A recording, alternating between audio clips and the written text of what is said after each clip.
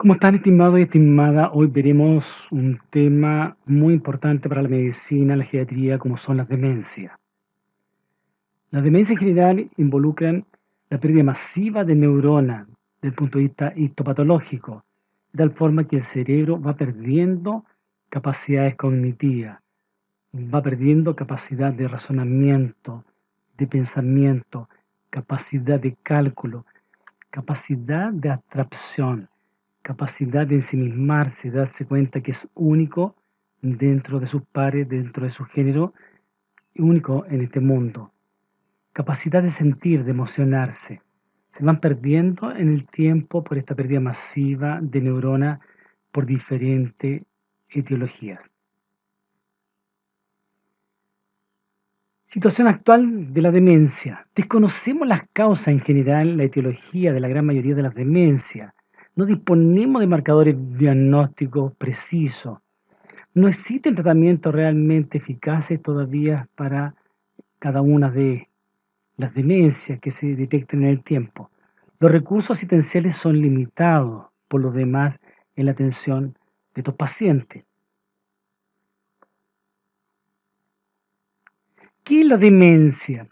Las demencias son enfermedades en las que se deteriora la memoria y otras capacidades intelectuales con respecto al estado mental previo de una persona. Aquí vemos en esta imagen cómo la demencia va causando estrago en la enfermedad de Alzheimer, que es una de las causas más importantes de demencia, la principal causa de demencia actualmente en Chile y en el resto del mundo, en la cual el cerebro disminuye de tamaño, hay pérdida masiva, difusa de neuronas corticales, hay pérdida masiva de sustancias blancas, de tal forma que disminuye tamaño, los surcos cerebrales se hacen menos profundos, más anchos, por esta pérdida masiva de neuronas. Las cavidades ventriculares se ven más grandes, como se fijan acá. ¿Ok? Se depositan, en este caso, una serie de sustancias que son características de las patologías como el Alzheimer, como son la placa de proteínas, ¿no es cierto?, seniles que se les llama, y el deterioro que sufren las neuronas. De tal forma que vemos cómo se pierde la capacidad cognitiva de los pacientes lentamente, que vamos a discutir con el avance de la clase y sobre todo de la enfermedad de Alzheimer. Realmente lo mismo, vemos un corte transversal de la masa encefálica del cerebro. Fíjense cómo están las circunvoluciones anchas, ¿no es cierto?, con surco profundo, con gran cantidad de sustancias blancas. Las cavidades ventriculares se ven pequeñas, en cambio acá tenemos la contraposición, ¿no es cierto?, que se produce en las demencias con pérdida masiva de neuronas, en las cuales los surcos se hacen menos profundos, más superficiales, las circunvoluciones son más pequeñas y aumentan las cavidades ventriculares. Criterios de demencia según el manual de enfermedades mentales, el DSM-4. Se produce en primer lugar como criterio un deterioro de la memoria a corto y largo plazo, de hechos, de fechas, de datos, etc. Al menos una de las siguientes alteraciones cognitivas: afasia, que puede ser motora sensitiva. La afasia es la capacidad de comprensión y de ejecución del lenguaje hablado y escrito. Se pierde la capacidad, ¿no es cierto?, en la aprasia. La aprasia es la pérdida de actos motores previamente adquiridos, como desabrocharse, desabotonarse la ropa, etc. Hacer una tarea simple, esas acciones se van perdiendo en el tiempo. La agnosia, la capacidad de reconocer objetos, personas, rostros, se va perdiendo. Y alteraciones de la función ejecutiva en general se van perdiendo en los pacientes, que son criterios para sospechar que un paciente tiene demencia. Repercusión significativa de estos trastornos en la vida social y o laboral del paciente. Epidemiología de la demencia. Existe gran disparidad entre los diferentes estudios. Prevalencia más o menos 6.4 en mayores de 65 años. Se duplica cada 5 años a partir de los 65 años.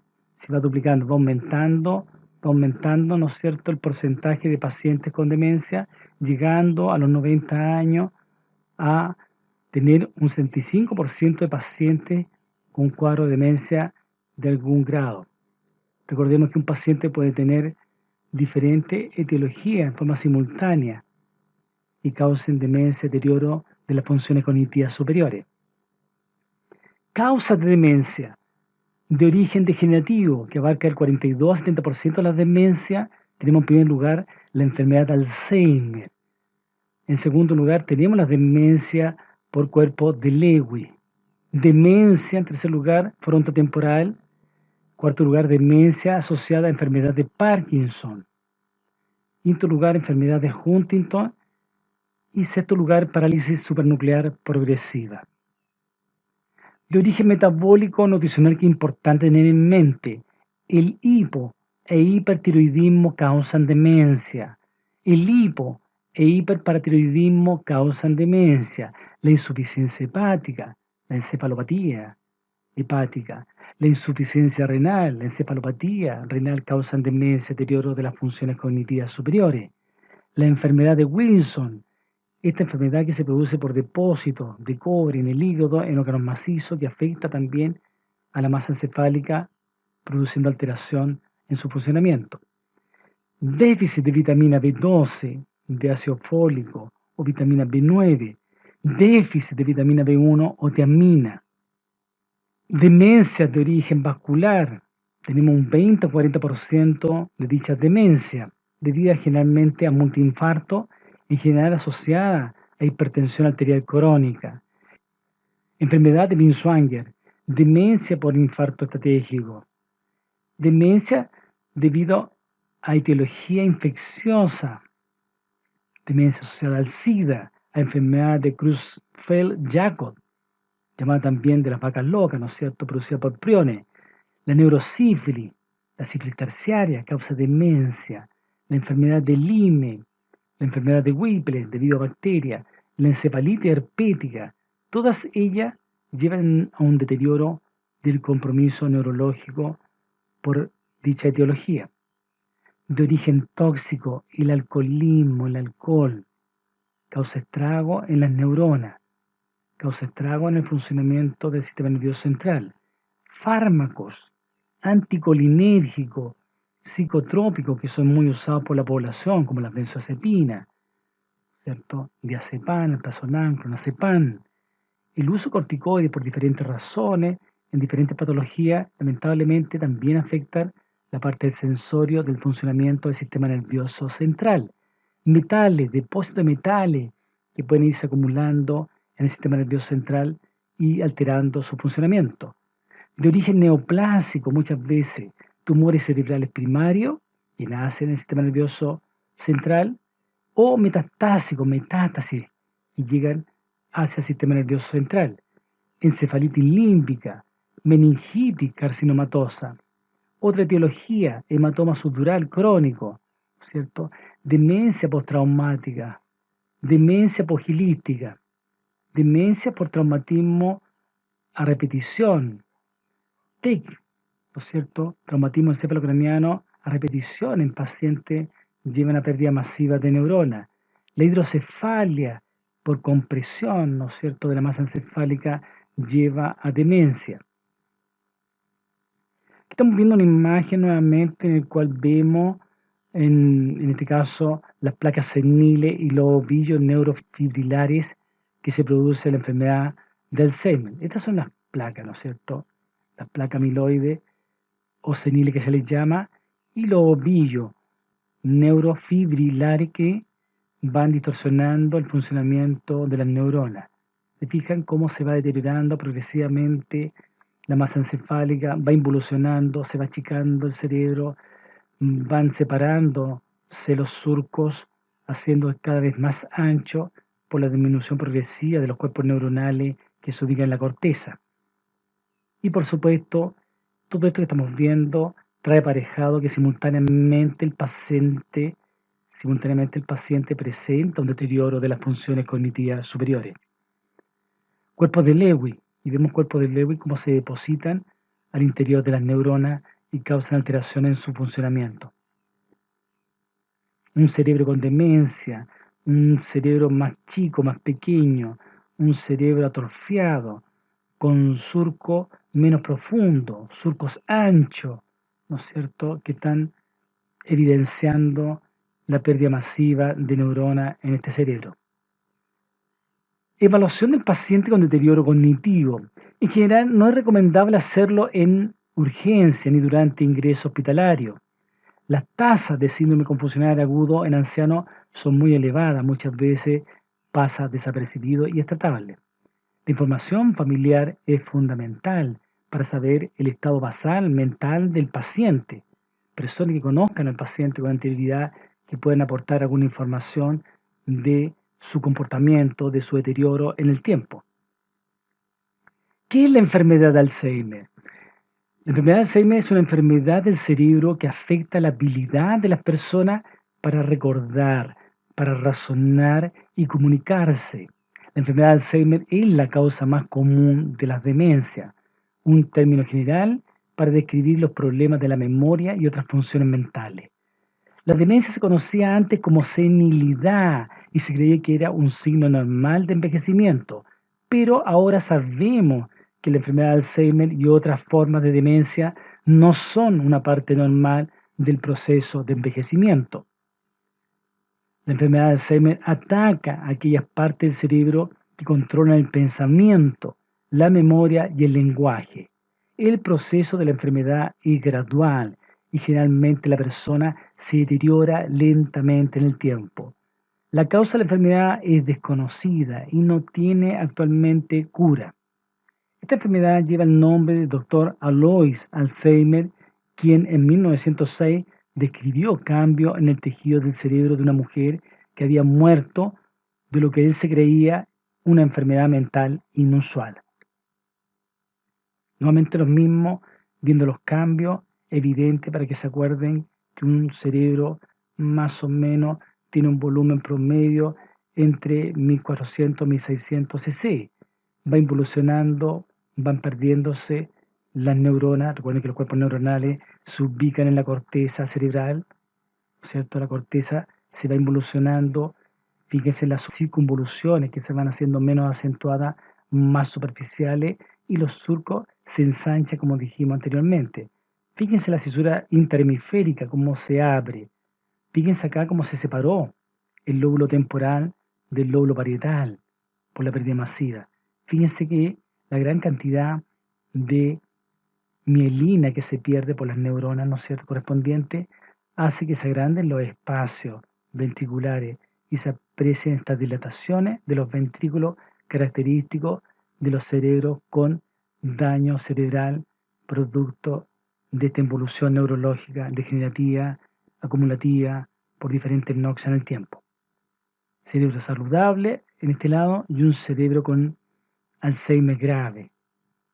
Usted tiene que pensar que un cerebro con esta característica, la persona no puede gobernar su propio cuerpo, no puede gobernar su mente, no tiene capacidad de razonamiento, pierde la movilidad, se va quedando en el tiempo catatónico, inmóvil, no tiene un plan motor, no es capaz de mover los músculos, no es capaz, ¿no es cierto?, de poder sentir diferentes noxas, estímulos del ambiente. Va quedando desconectado literalmente su mente de su cuerpo. Cerebro normal, nuevamente con las neuronas, un esquema mostrando las placas amiloides en la enfermedad de Alzheimer y los ovillos neurofibrilares característicos que van alterando la función de las neuronas. Ahora, estos cambios característicos y anormales en el cerebro se reconocen como la enfermedad de Alzheimer, que antes se desconocía. Por lo tanto, la histopatología, la anatomía patológica, cambió para siempre, ¿no es cierto?, el curso de esta enfermedad. Esta enfermedad afecta a todos los grupos sociales y no respeta género, grupo étnico ni lugar geográfico. Aunque la enfermedad de Alzheimer es más común entre personas mayores, los jóvenes también pueden padecerla. Sabemos que en un bajo porcentaje, pero existe la posibilidad de que puedan desarrollarla en el tiempo por diferentes razones. ¿A quién le da la enfermedad de Alzheimer? La enfermedad de Alzheimer tiende a afectar a personas mayores de 65 años. Entre mayor sea la persona, es un factor de riesgo. Mayores son las probabilidades de que desarrolle la enfermedad, pero también puede presentarse en personas jóvenes, menores de 40 años. A todas las personas, ¿no es cierto?, le puede dar Alzheimer eventualmente. Ninguna profesión, ni nivel de educación o raza está inmune, ¿no es cierto?, a esta enfermedad. En algunos casos la enfermedad de Alzheimer se puede presentar en familia y en otros casos solo un caso dentro de la familia lo presenta. ¿Cuáles son los síntomas de la enfermedad de Alzheimer? La enfermedad de Alzheimer afecta a cada persona de manera diferente. Su impacto depende en gran parte de cómo era la persona antes de la enfermedad, su personalidad, su condición física o estilo de vida, ¿no es cierto? Patologías de base que puedan incidir también en la aparición de la enfermedad. Se puede entender mejor los síntomas de la enfermedad de Alzheimer en el contexto de 3 etapas de desarrollo: etapa temprana, una etapa intermedia y una etapa tardía. No todas las personas con la enfermedad de Alzheimer mostrarán todos estos síntomas, ya que varía de un individuo a otro. Por lo tanto, en algunos la etapa va a ser un poquito más larga que en otros, pero finalmente todos van a llegar a un punto final común, al deterioro progresivo, inevitable, irreversible de las funciones cognitivas superiores. Estadio o etapa. Estadio cero, caracterizado por independencia en el trabajo, en las compras, en las finanzas, en la actividad social. Es autovalente la persona. Estadio 1, la aparición de negligencia moderada y dificultades para encontrar palabras, además de pérdida de objetos, olvido de nombres, de familiares, de personas, de conocidos. Frecuencia del fenómeno tenerlo en la punta de la lengua y la pérdida de la percepción espacial expresada en no saber volver a casa. Estadio 2. Frecuente y severas quejas, acá ya de frentón, de pérdida de memoria y lenguaje. Incapacidad de funcionar en forma independiente fuera del hogar. Comienza a requerir asistencia para la higiene, para vestirse, para alimentarse. Presentan alucinaciones, falsas percepciones de la realidad, ¿cierto? Ver cosas, escuchar cosas, delirio, ¿no es cierto? Falsos pensamientos, pensamientos irreales, que el paciente vive en forma intensa, que, ¿no es cierto?, altera la normal convivencia y la tranquilidad de la familia, y conductas excéntricas tales como almacenar de todo, que ocurre mucho en el tipo paciente además. Estadio 3. Dejan de reconocer a su pareja, a sus hijos e incluso a su propio reflejo en el espejo, a su rostro. Comienzan a sufrir de mutismo o balbuceo incoherente. Empiezan a quedar en un estado catatónico, literalmente. Se sientan y se quedan ahí sentados sin moverse, ¿cierto? También comienzan a dar convulsiones, en algunos casos presentan incontinencia y reflejos infantiles, reflejos arcaicos por la involución que está teniendo a nivel del sistema nervioso central. Etapas de la enfermedad de Alzheimer ya un poquito más en detalle y cuantificando cuánto duran cada una de ellas. Etapa temprana va a fluctuar entre los 3 y 4 años la evolución de ella. Esta primera etapa muchas veces es catalogada de forma incorrecta por los profesionales. Es confuso al comienzo el diagnóstico.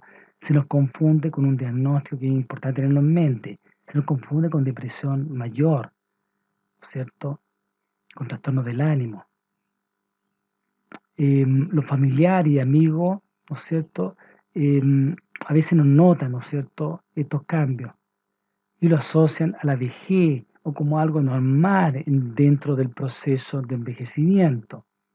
Pero no es normal un deterioro tan progresivo en una persona. Es cierto que se van perdiendo las funciones cognitivas con la edad, pero no en forma rápida. Cuando es rápido el deterioro, hay que sospechar inmediatamente que puede estar, ¿no es cierto?, cursando con una patología de demencia que hay que detectar para lograr, ¿no es cierto?, ayudar al paciente, a la familia, como contención y lograr estabilizar esa demencia en lo posible.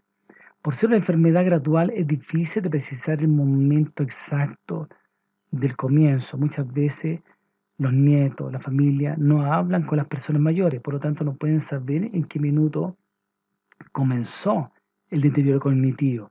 Se dan cuenta en una fase moderada a severa de avance de la enfermedad, lamentablemente.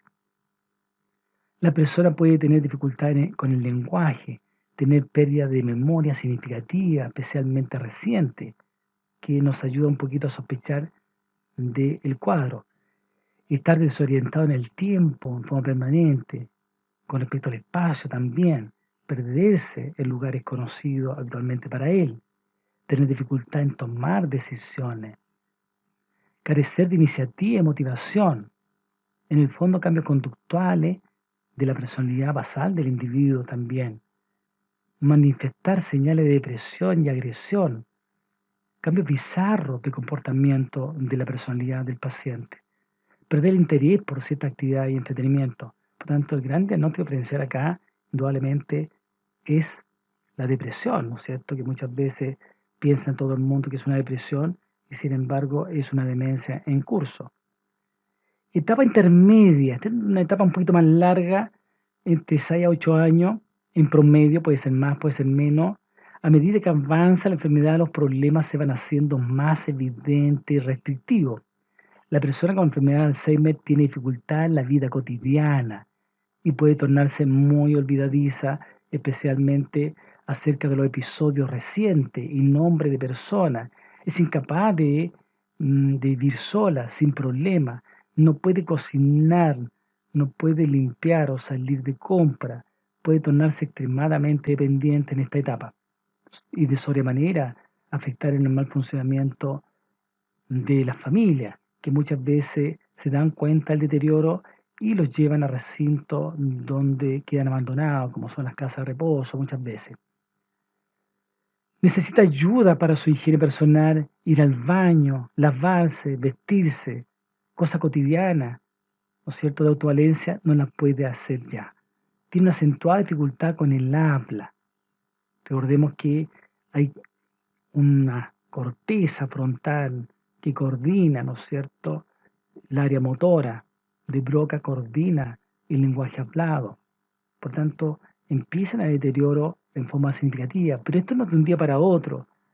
Por lo tanto, cuando alguien no conversa con personas mayores que están conviviendo con uno, no se da cuenta, lamentablemente, en qué momento comenzó la enfermedad ya, comenzó el deterioro progresivo e irreversible de la enfermedad. Comienza a deambular y muestra otros comportamientos normales. Se pierde en la casa, en el barrio. Y como les decía, puede tener alucinaciones y delirio. El síndrome de la puesta de sol característico, en el cual hay un trastorno profundo del sueño. El día, el día la hace noche y la noche la hace día, lo que provoca un desorden profundo en el funcionamiento de la familia. Etapa de la enfermedad de Alzheimer ya más tardía, la etapa final, es más rápida. Es más rápida por lo grave que se van produciendo los deterioros cognitivos, que eventualmente estos pacientes requieren una ayuda extrema para mantenerlos vivos, para alimentarlos, para asearlos, ¿no es cierto?, para cuidarlos, para protegerlos. Esta etapa es de total dependencia e inactividad. Los problemas de memoria son muy graves, muy serios y se hace más notable el deterioro físico además. Una persona que no tiene olfato, no siente el gusto por el deterioro de las neuronas correspondientes y la capacidad de percepción, por supuesto, acentúa, ¿no es cierto?, el desenlace final. La persona puede tener dificultad para comer, disfagia, ¿cierto?, no reconocer a familiares, amigos y objetos conocidos, tener dificultad en entender e interpretar situaciones, perderse, como dijimos, dentro de su propio hogar, tener dificultades al caminar, incontinencia urinaria y fecal, comportarse de forma inapropiada en público, estar en silla de rueda, postrado finalmente en cama en su etapa final de desenlace. Hasta ahora se desconoce la causa de la enfermedad de Alzheimer, sin embargo se sabe que factores no son la causa. La enfermedad de Alzheimer no es causada por endurecimiento de la arteria, por una arteriosclerosis. Por tanto, la arteriosclerosis está asociada a patología vascular, ¿no es cierto? También que lleva a demencia, lleva a multiinfartos cerebrales. Mucho uso del cerebro, a enfermedades de transmisión sexual, infecciones, edad avanzada, no es una etapa normal dentro del proceso de envejecimiento, exposición de aluminio u otros metales, etc. ¿Por qué es importante el diagnóstico? El diagnóstico precoz ayuda al cuidador no solamente a estar informado sobre la enfermedad, ayuda a la familia, ¿no es cierto?, para tener un funcionamiento adecuado, para protegerlo en esta etapa, ¿no es cierto?, en la cual van avanzando, la enfermedad va progresando y no se sabe finalmente el desenlace que va a tener el paciente, porque un paciente puede tener Alzheimer, pero también puede tener algún grado de deterioro por otras demencias, por otra etiología, un daño neurológico que por supuesto va a acelerar el desenlace final del paciente. El diagnóstico es la primera etapa para poder, ¿no es cierto?, planificar un futuro en el manejo de este paciente. Para el diagnóstico y su estudio no existe un simple examen. Hay que realizar una serie de exámenes, una historia detallada, examen físico, mental, etc. ¿Ok? Es importante incluir otras condiciones, enfermedades que estén causando la pérdida de memoria. El diagnóstico de la enfermedad de Alzheimer solamente se va a confirmar con estudio post-mortem, desde el punto de vista histopatológico. Lo vemos al final, lamentablemente, porque en la autopsia se va a descartar si hay asociaciones de cuadros de demencia simultánea, como puede ser por multiinfarto, como puede ser por encefalopatía renal, hepática, cardiovascular, etc. Acá vemos 4 dibujos de un reloj hecho por una persona con la enfermedad de Alzheimer en un periodo de 4 años. Los dibujos demuestran cómo el Alzheimer afecta las funciones mentales, como el recuerdo, la capacidad de organización, se va deteriorando en el tiempo. Fíjense cómo va evolucionando en 4 años la capacidad de organizar la información que anteriormente era muy simple para él.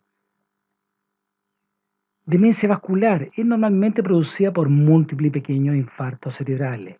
Demencia multiinfarto que es frecuente en la población también. O por una enfermedad de las pequeñas arterias cerebrales llamada enfermedad de Binswanger. La memoria verbal suele ser mejor que en la enfermedad de Alzheimer, pero con una capacidad para integrar y organizar generalmente más pobre. En general se considera hoy día que el 60% de los casos de demencia se deben a la enfermedad de Alzheimer, el 15% a causas vasculares y el resto una mezcla de ambas. La enfermedad de Alzheimer sigue siendo la causa más común de demencia. También es común la demencia vascular que aparece ante la falta de irrigación de las pequeñas áreas del cerebro, dando como resultado la muerte de células en esta zona. Causa importante saber los multiinfartos que pueden ser causados por la alta presión arterial, paciente hipertenso, por lo cual se rompen los vasos sanguíneos del cerebro, formando coágulos y entorpeciendo la buena circulación de la sangre, produciendo, ¿no es cierto?, degeneración neurológica en la zona infartada. Diagnóstico: se diagnostica haciendo una historia completa del problema y un examen de estado físico y mental del paciente. También se puede detectar los múltiples infartos cerebrales muchas veces por el TAC, por el escáner, sobre todo en la zona de los núcleos basales, en la zona de los núcleos que dependen de ramas terminales de la arteria cerebral media. Síntoma: el comienzo puede ser repentino o gradual. El primer síntoma a notar es generalmente la pérdida de memoria reciente, pues más y más habilidades se pierden a medida que ocurren pequeños infartos. Generalmente la enfermedad progresa de forma escalonada, en la que la función mental se va deteriorando, aunque puede estabilizarse e incluso llegue a mejorar por un tiempo, pero termina finalmente con la progresión natural, ¿no es cierto?, de la enfermedad. Episodios de confusión aguda son comunes y se confunden con los delirios, que son estados metabólicos transitorios de alteración del sensorio, de las funciones cognitivas superiores. En la etapa temprana de la enfermedad generalmente existe un mayor grado de conciencia de la pérdida de habilidades y una relativa conservación de la personalidad que la encontrada en la enfermedad de Alzheimer. Otros tipos de demencia, enfermedad de los cuerpos de Lewy. Los cuerpos de Lewy son lesiones cerebrales típicas que se encuentran tanto en la enfermedad de Alzheimer como en la enfermedad de Parkinson, pero también puede presentarse en personas sin ninguna de estas enfermedades. En cualquiera de los casos, su presencia se suele asociar con la existencia de una demencia, que en muchos casos ha ido erróneamente diagnosticándose como enfermedad de Alzheimer, de la que se diferencia por una mayor tendencia a las alucinaciones y delirio, y mejor habilidad para comprender las órdenes, pero más dificultad manipulativa, ¿no es cierto?, de parte del paciente. Otra enfermedad que producen síntomas parecidos a la enfermedad de Parkinson. Es una enfermedad neurológica muy común en personas mayores que puede producir demencia y con una frecuencia coexiste con la enfermedad de Alzheimer, lo que dificulta el diagnóstico de ambas patologías. También la enfermedad de la glándula tiroides, el hipotiroidismo, la deficiencia severa de la vitamina B12, la sífilis terciaria, enfermedad de Huntington y la enfermedad de Creutzfeldt-Jakob, últimamente asociada con la llamada enfermedad de las vacas locas, como dijimos anteriormente, o encefalopatía espongiforme bovina, producida por priones. Otras causas de demencia que hay que tener en cuenta, lamentablemente aquí me detengo un poco, es la demencia iatrogénica. Queremos hacerle un bien al paciente, pero le hacemos un mal porque le estamos dando un medicamento, un fármaco que tiene como efecto adverso y colateral a largo plazo un deterioro en las funciones cognitivas superiores, como son los psicotrópicos, los antidepresivos tricíclicos, las benzodiazepinas que hablamos un rato, diazepam, clonazepam, alprazolam, etc. Las sales de litio que se utilizan en los pacientes con depresiones mayores, ¿cierto?, en personas bipolares, anticolinérgicos, antihipertensivos como la metildopa, la reserpina, la clonidina, el propanolol, anticonvulsivantes como la fenitoína, digitales como la digoxina, antibióticos, antineoplásicos, antidiabéticos orales. Cuidado con los antidiabéticos porque producen cuadros de hipoglicemia, en algunos casos muy acentuados en los pacientes, y eso deteriora las funciones cognitivas superiores. Cuando están mal dosificados, por alguna razón, no están en forma adecuada dando los medicamentos con respecto a la dieta, ¿no es cierto? El paciente tiene que comer para poder recibir un hipoglicemiante oral. Diuréticos, antiinflamatorios no esteroidales, antagonistas histaminérgicos, el disulfiram que se usa para tratamiento del alcoholismo, opiáceos, ¿no es cierto? Y por lo tanto, la indicación es suspender medicación innecesaria, ver cuál de todos los medicamentos, del cóctel de medicamentos que está recibiendo el paciente, eventualmente podemos quitar. A veces es difícil porque cada uno de ellos va cumpliendo una función de estabilizar al paciente en sus patologías de base y en su funcionamiento diario. ¿Ok?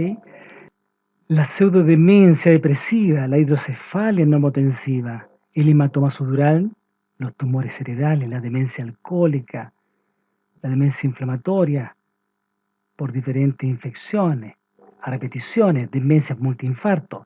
A veces están mezcladas las agresiones al sistema nervioso central en el tiempo. Traumatismo encefalocraniano, golpes en la cabeza, repetitivos en el tiempo por diferentes razones. Historia clínica, preguntas clave. ¿Desde cuándo presenta el cuadro? ¿No es cierto? Hablamos de cuadro agudo cuando es menor a una semana, de subagudo cuando es menor de un mes, crónico mayor de un mes. Los cuadros agudos generalmente son causas vasculares. En subagudo generalmente son patología infecciosa e inflamatoria. En cuadros crónicos generalmente están asociados a cuadros degenerativos tóxicos. Otra pregunta clave, ¿cómo evoluciona? ¿Está estable, escalonado, lenta progresión, rápida progresión en el tiempo? Cuando está estable o escalonado, la evolución generalmente es un problema vascular o demencia por cuerpo de Lewy. Cuando es lenta y progresiva, generalmente es una demencia lenta, degenerativa en el tiempo. Cuando tiene una rápida progresión, generalmente la etiología es aguda, infecciosa, inflamatoria, tumorales. Otra pregunta clave, síntoma inicial o más llamativo del cuadro de demencia, ¿cierto?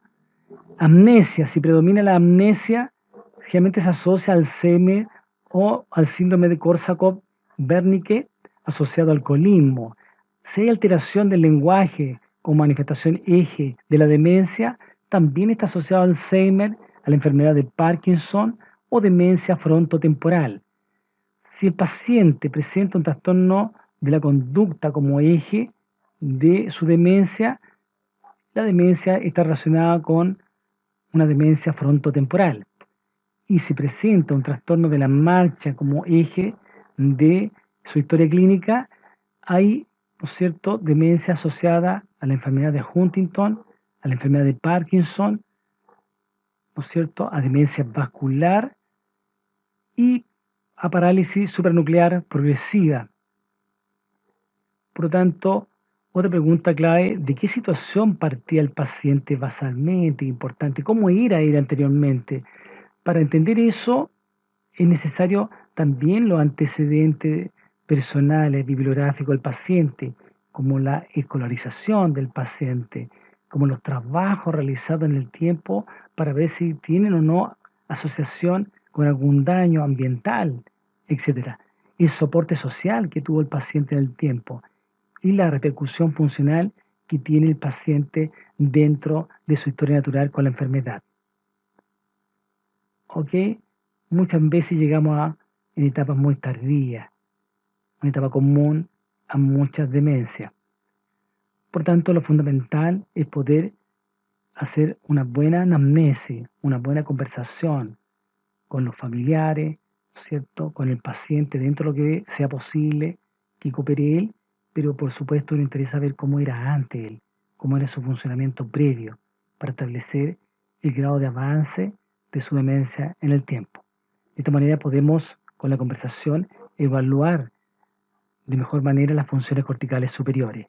La marcha la podemos evaluar al ver al paciente entrar a la consulta, cómo se desplaza, cómo se mueve, cómo camina, son pasos cortos.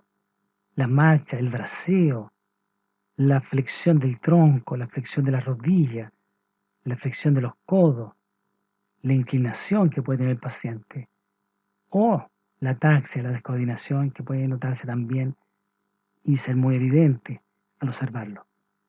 Funciones cognitivas superiores que son evaluadas, ¿no es cierto? Funciones corticales superiores, la atención que tiene el paciente dentro de la entrevista, el lenguaje que utiliza, la orientación en tiempo y espacio, la capacidad de memoria a corto y largo plazo, cálculo simple, ¿no es cierto? La capacidad de calcular, la praxia, para ver si hay actos motores que puede hacer el paciente o no puede hacer el paciente. Noxia, se puede identificar, ¿no es cierto? Fotos familiares, puede identificar objetos, etc. La capacidad de juicio, abstracción que pueda tener el paciente, función ejecutiva, funciones más elaboradas, ¿no es cierto?, de un accionar del paciente. Si no hay todavía un deterioro significativo de su capacidad cognitiva, pudiera también realizar test breves de función cognitiva. Con los datos de la amnesia y la exploración, tratar de clasificar el tipo de demencia, ¿es cortical, es subcortical, es global o es focal? En la cortical predomina la amnesia, los olvidos, la afasia, problema de comprensión y articulación del lenguaje, la apraxia o la incapacidad de ejecutar actos motores simples, la agnosia, la incapacidad que tiene el paciente para reconocer objetos. Ejemplo típico es la enfermedad de Alzheimer. Cuando hay un predominio subcortical, a menudo es fronto subcortical, el paciente presenta bradisiquia, o sea, está extremadamente lento en sus respuestas mentales, en su actuar mental, una apatía, una indiferencia, inatención, una desconexión profunda del paciente, alteraciones frontales acentuadas, trastornos motores. Cuando hablamos de alteraciones frontales, hablamos de capacidades cognitivas superiores. Y se pueden deber a demencias vasculares o la enfermedad de Huntington, por ejemplo. Una demencia global. Francamente, hay deterioro de todas las funciones cerebrales por igual. O focal, solamente algunas funciones de forma muy específica pueden estar alteradas en el paciente. El objetivo es descartar demencia secundaria y podamos hacer un diagnóstico, ¿no es cierto? Ninguna demencia degenerativa tiene un marcador biológico lamentablemente disponible, aunque algunas técnicas de neuroimagen pueden ayudar o sugerir, ¿no es cierto?, hoy en día.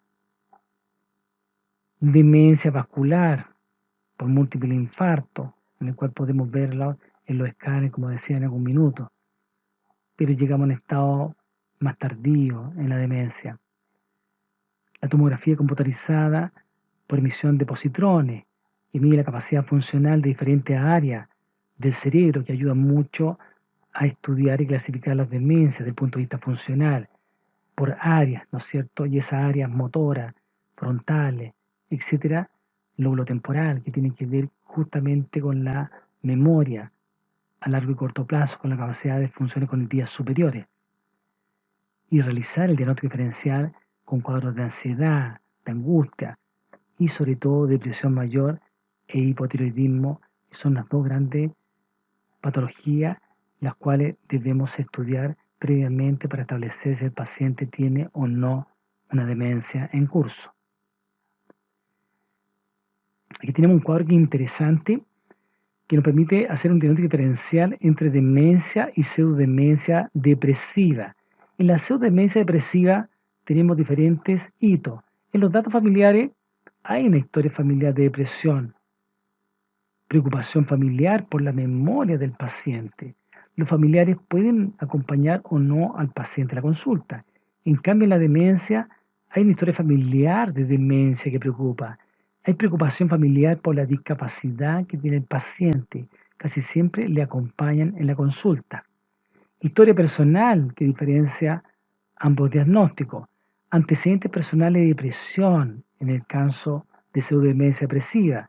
Inicio preciso, progresión rápida, generalmente consulta pronto, generalmente menos de 6 meses de la evolución del cuadro.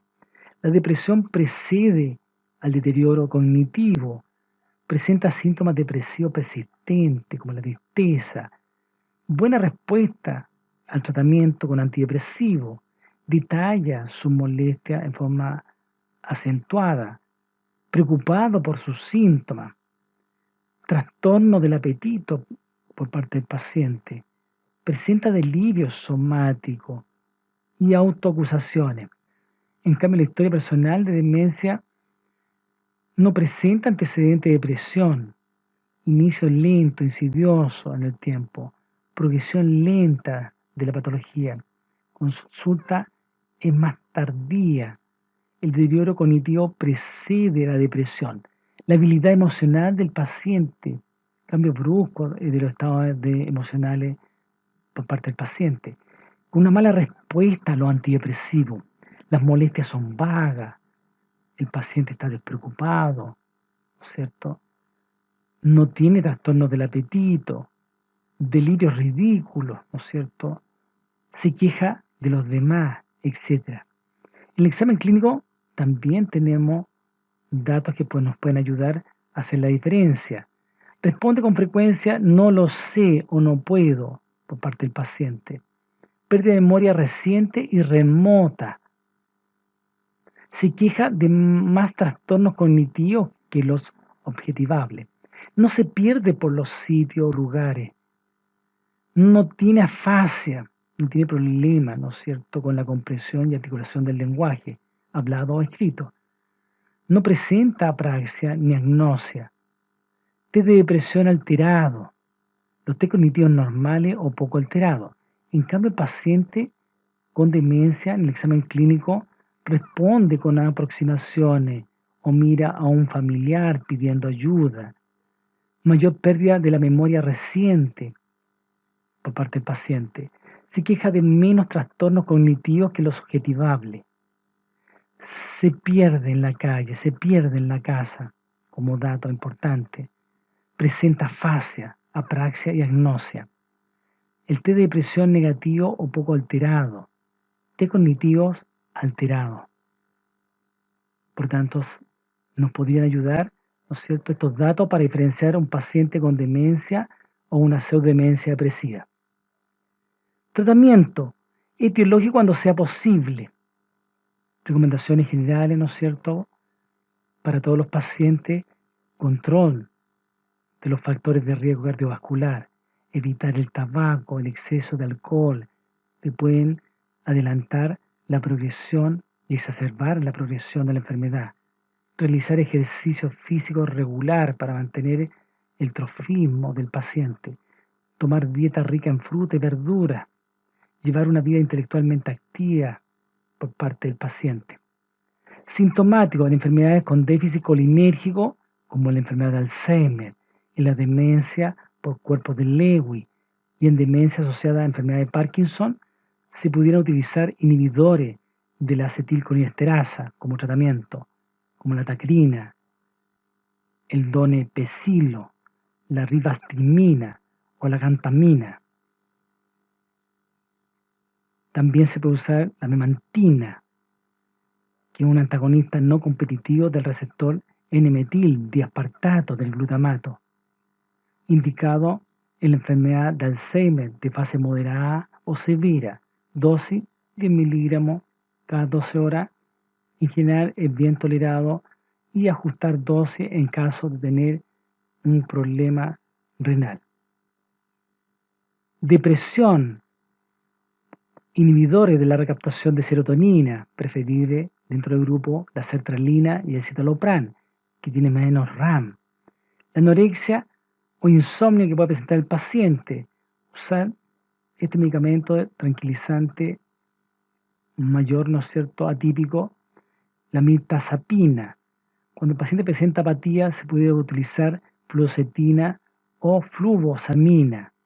Si el paciente presenta ansiedad, también se pueden usar inhibidores selectivos de la recaptación de serotonina, evitar las benzodiazepinas por tiempo prolongado. Agitación. En caso grave, usar neuroléptico. Estar seguro antes de que no existe un desencadenante por otra patología. Evaluar periódicamente su necesidad. Introducir y retirar gradualmente el medicamento. Evitar el uso concomitante con anticolinérgico. Neurolépticos típicos como el haloperidol, más conocido como Aldol, ¿no es cierto?, 0,5 a 3 miligramos al día. O atípico como la risperidona, la olanzapina, la quetiapina o clozapina. Muchísimas gracias por su atención.